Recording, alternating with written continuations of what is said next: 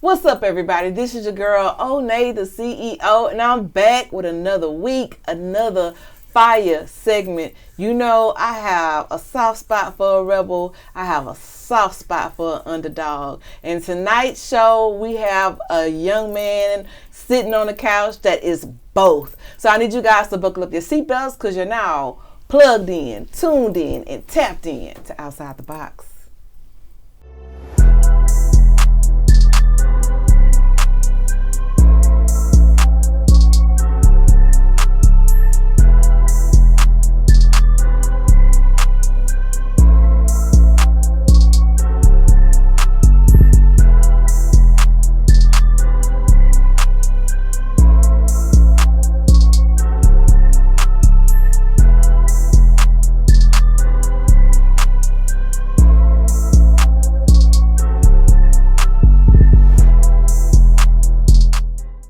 I want to thank you all for staying on this journey with me and coming back for another season of fire episodes. So I don't want to keep you guys holding any longer. I need you guys to give it up for Shang. Thank you. I appreciate the intro.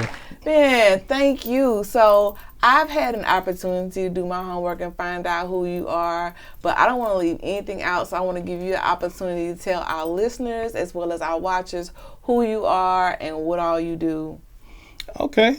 I go by Maitreya Ahsekh. Maitreya is my government name, and also known as Shang the artist, of course. Overall, I'm an artist. You know, that comes to like the music, the actual art, paintings, script writing, just writing in general. Oh, you like me? You like outside the box? Absolutely. Like you do a little bit of everything. I live my life outside the box. Okay. Absolutely. That's why God put you right here. I believe in taking the path less traveled. You know, the road less traveled is the one that's most sustainable. Absolutely. And a lot of people don't realize that, you know, they a lot of times think success happens overnight or there's a microwave product out there, but there's no microwave meal to success. Because even if you do find that formula that actually works, you have to be consistent in applying that formula. So a lot of times people, they get tired right before they see it pay off. And what we think is an overnight success, they've really been working at for 10, 15 years. So anyway, let me not put the wagon before the horse. Where are you from? Absolutely.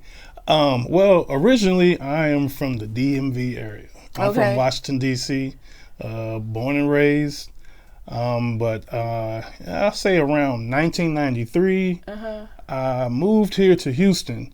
And the reason for that is, you know, up north and, you know, D.C., New York, Jersey, those up north areas, we always have relatives in the South, right? Right. So when we start acting up, we get a little older, maybe we start acting up a little bit, our parents used to always threaten us by saying, we about to send you down south. You about to go down south with your auntie, with your grandma.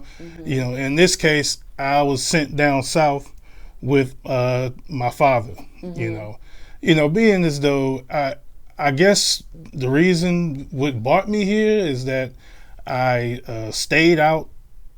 I went to go and work for a man who I used to go and work for during the weekends. It was my cousin's grandfather, and I would do landscaping with him. But one weekend, I did not go to work with him. I just went to go and hang out with friends and just ran the streets and just pretty much just did whatever I wanted to do for that weekend. You know, my mom knew that I was not working that weekend with my cousin's grandfather. So when I got home, she was just upset, crying, and saying, where were you? And I'm like, oh, wait a minute, Mom. She said, you know what? I can't do this no more. You getting older. You doing things that, you know, you about to drive me crazy. You going to send me to an early grave. You got to go live with your father. So how was that? So, because I don't really want to get off topic, but I do want to stay organic and real.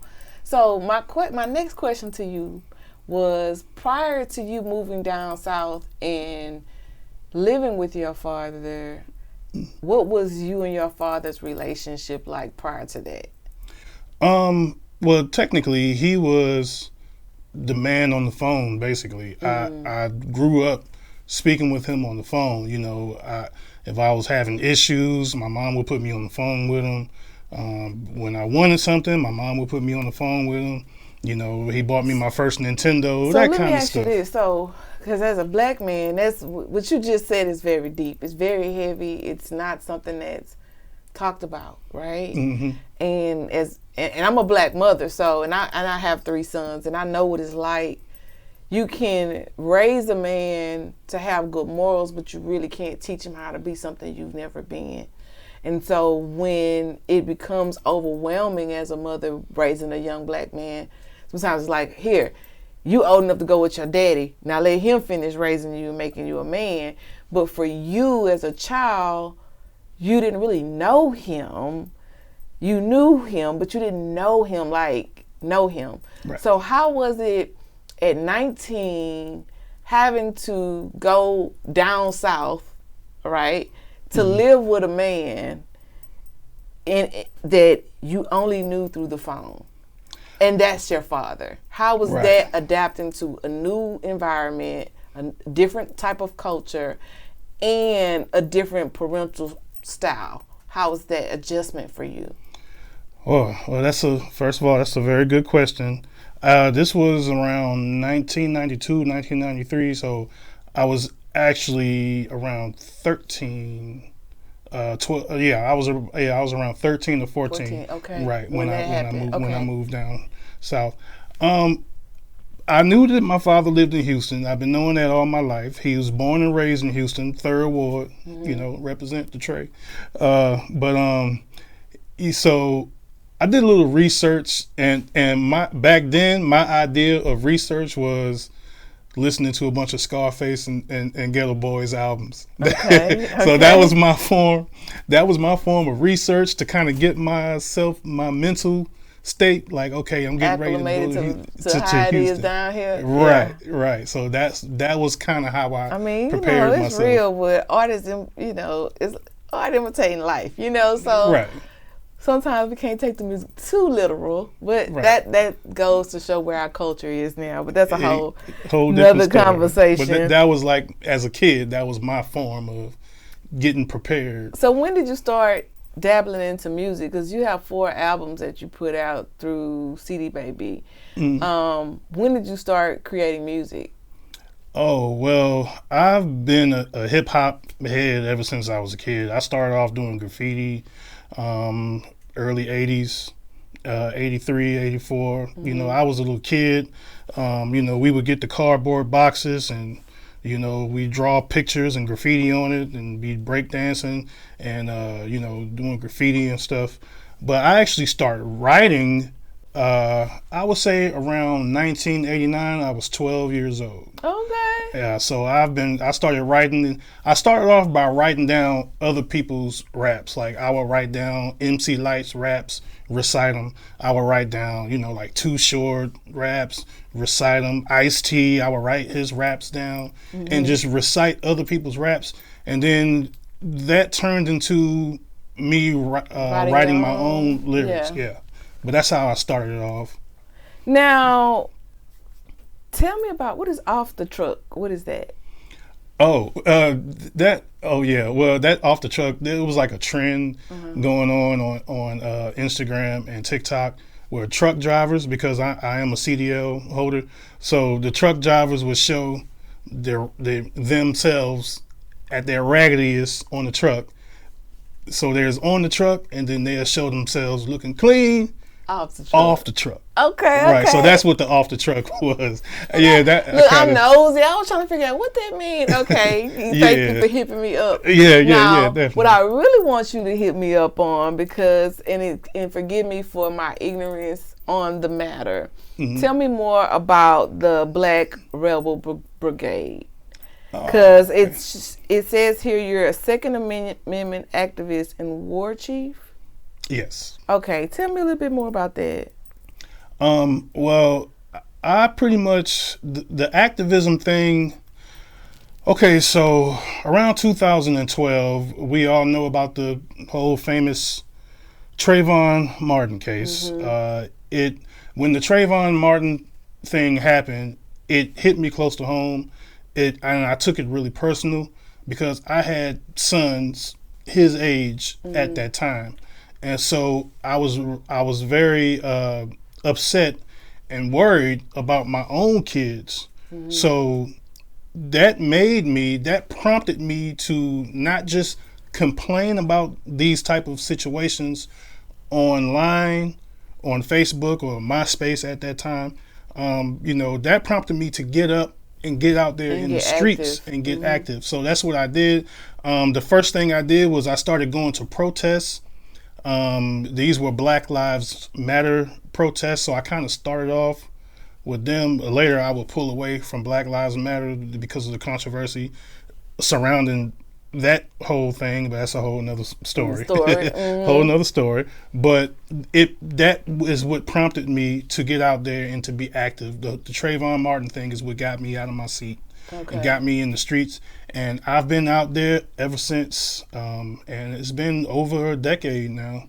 Okay, and exactly what does one do as a part of the brigade? Of the Black Rebel Brigade. Yes, because I know the protesting is part of it and raising awareness for things that are happening in the community. But other than that, can you elaborate a little bit more on what it stands for, what the mission is, and what your role is in?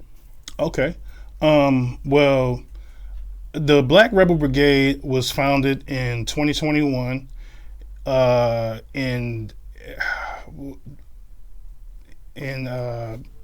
sorry, I'm kind of having a brain freeze there, but it was founded in 2021 in Oklahoma. Okay, because we did a 100-year anniversary for Black Wall Street. So, the atrocities that happened in the 1920s in the Black Wall Street, where we had businesses and banks and hospitals and things like that were burned down due to a Caucasian woman claiming that some man raped her. So you know how the story usually goes. They came and they saw Black people being successful, running businesses, having big houses and fancy cars and things, Black millionaires. So certain people did not appreciate seeing that. They got kind of jealous, and next thing you know, this fake phony story came out, and Black Wall Street was rioted and burned down. But that during the 100th year anniversary in Tulsa, Oklahoma, I introduced the Black Rebel Brigade, and we've been going strong ever since. The mission of the Black Rebel Brigade, I have three main ingredients for the Black Rebel Brigade. If you were to join the Black Rebel Brigade, the three main things that you will learn is survival tactics. Okay, so we go out in the woods. We work with bug out bags. We teach people about bug out bags, how to start fire without matches, how to build makeshift shelters, things to pack in your bug out bag. A bug out bag is a bag that you grab and go if you have to be on the run, if you have to live out in the woods for a week or 2 weeks. You separate your bug out bag. You have different compartments. You have your garage compartment in your bag with tools and things you may need. You have your kitchen with your food and non-perishables and things like that.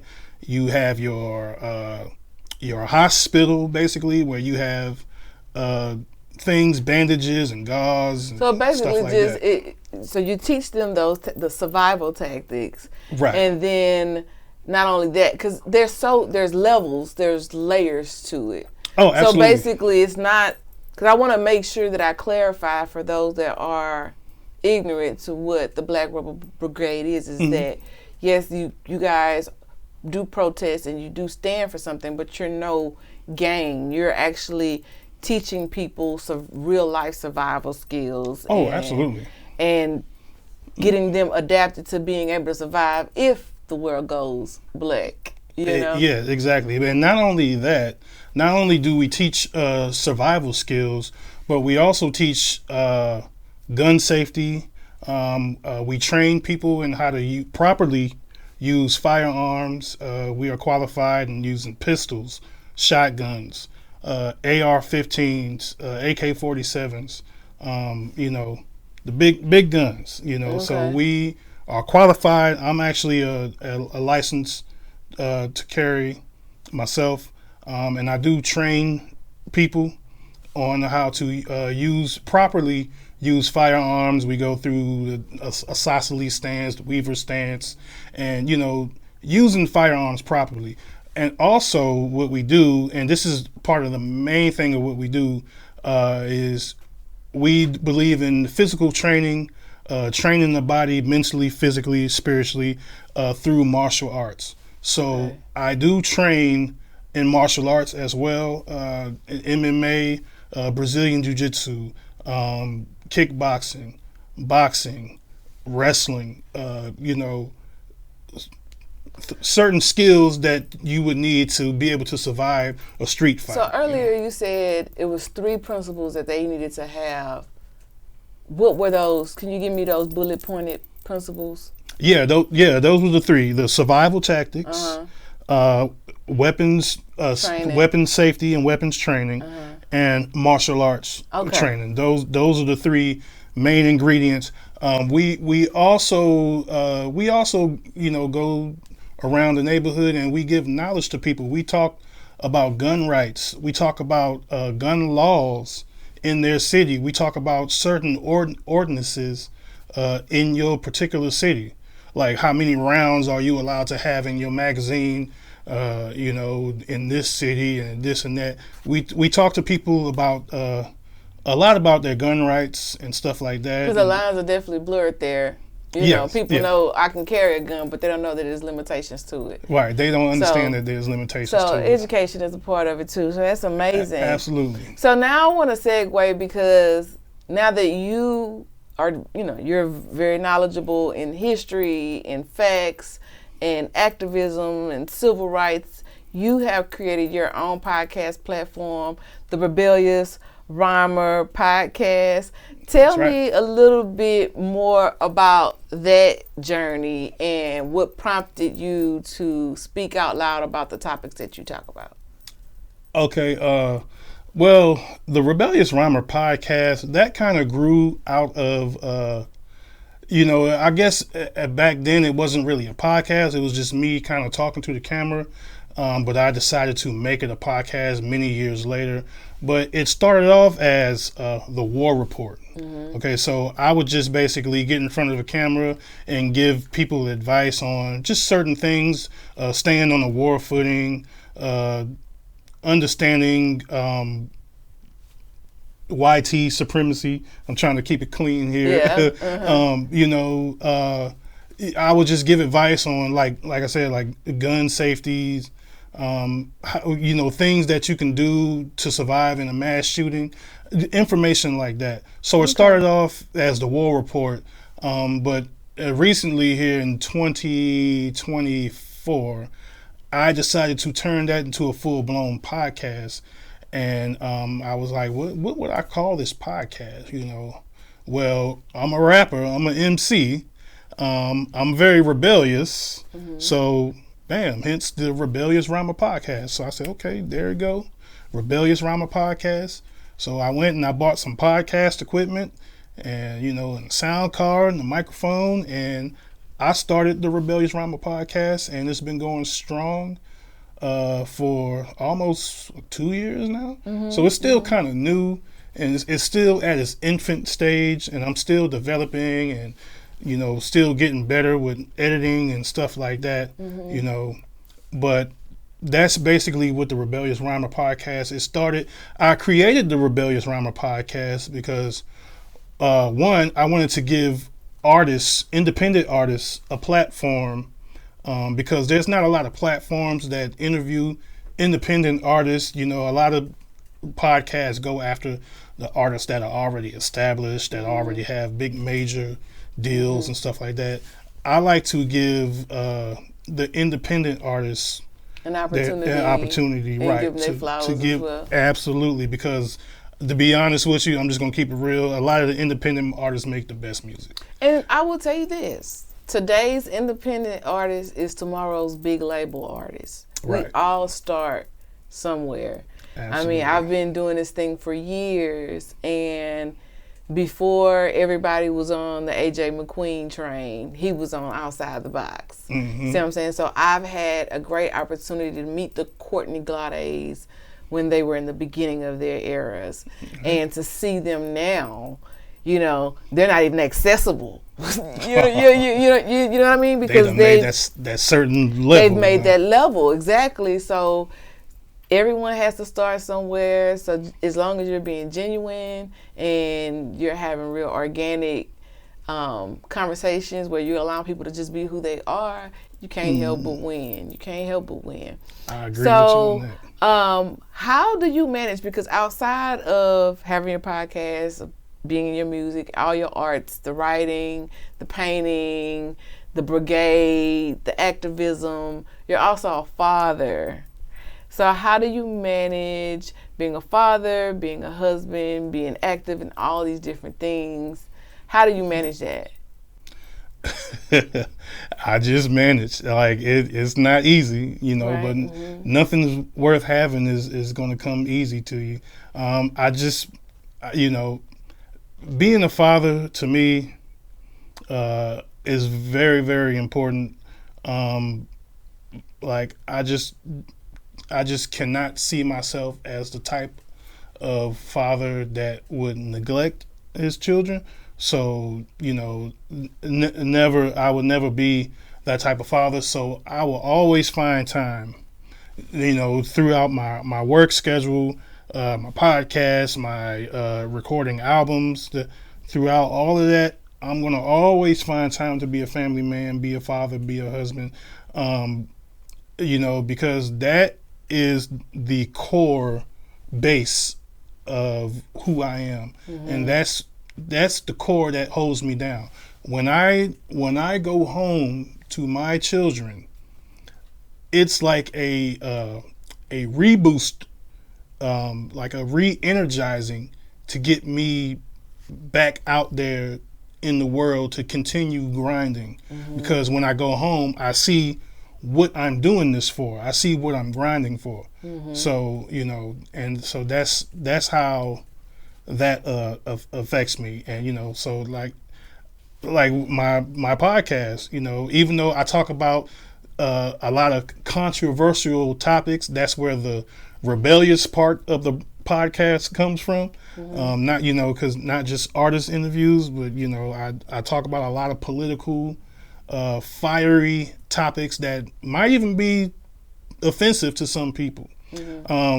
But my kids oftentimes sometimes they'll pop up in the camera and stuff, and I'll just pull them on in, give them a kiss on the forehead and tell them to go on back upstairs. Okay. And that kind of stuff. So absolutely. But yeah, it's definitely important to me. Fatherhood is definitely a big thing. And I really, I can honestly say this, and this is a message to my brothers out there. Take care of your kids, take care of your kids, take care of your kids. And this is not to say that we do not take care of our kids, because CDC studies show that Black men are the most involved men when it comes to raising their kids. They are the most involved. They read to their kids more. They show up at games and sports events more. They show up at PTA meetings and stuff like that more than any other group of men. So don't let the narrative being pushed fool you out there in TV land. Don't let the narrative fool you. Black men are the most involved men in their children's lives over any other group of people. With that being said, I still want to send the message out there to if you are a brother out there who is not taking care of your kids, you're not handling your responsibilities, and you're just going around all willy-nilly, just you have no control over your mind and your body and your private parts and stuff like that, and you just making kids all willy-nilly, that's not honorable, and is not to be respected. And I'll just leave that, where that is. Well, I definitely want to make sure that I share all your social media handles so everybody know where to find you. So your Instagram page is Shang the artist. That's right. So they can go there to find you. And then we also have to remind you, everybody, your Facebook page. They can also find you on Facebook. And then your YouTube page, you now have a YouTube page, The Rebellious Rhymer, which is at Shang the artist. Make sure you guys hit that subscribe button. And then he also has his TikTok. So go and follow him over on TikTok. I want to remind our viewers and watchers that today's show has been powered by the Rebellious Rhymer podcast. And I want to remind you all that we are on multiple platforms. You can find us everywhere: Stitcher, Spreaker, iTunes, Spotify, iHeartRadio. You can find us on YouTube. Please come join our community over on our YouTube page and hit that subscribe button and click the bell notification so you can be notified when a new episode drops. We would love to have you in our community as we reach towards 7K subscribers. Now, if you would like to come and sit on the couch with me and have me all in your business, we are currently casting. Make sure you submit your EPK and your bio to otb.liveshow@gmail.com, and one of our casting directors will respond to you. Now, if you like the content, you yourself want to become a podcast content creator, be sure to log on to www.onnaystudios.com or give us a call at 346-491-5315. One of our administrators would love to speak with you about getting your podcast journey started. I want to thank you, Shang, for just coming and sharing your journey with me, letting me get in your business, pull a few layers back, because you do multiple things, and you live completely outside the box. So I look forward to this season being full of organic conversations just like this. Absolutely. So I want to thank you guys for joining us. Is there anything that you would like to say to our listeners before we head out? Well, you pretty much wrapped it up. The only thing that I would say is be true to yourself, and always remember the revolution starts with you. And there you have it. I'm your girl, Onney the CEO. You've now been plugged in, tuned in, and tapped in to Outside the Box.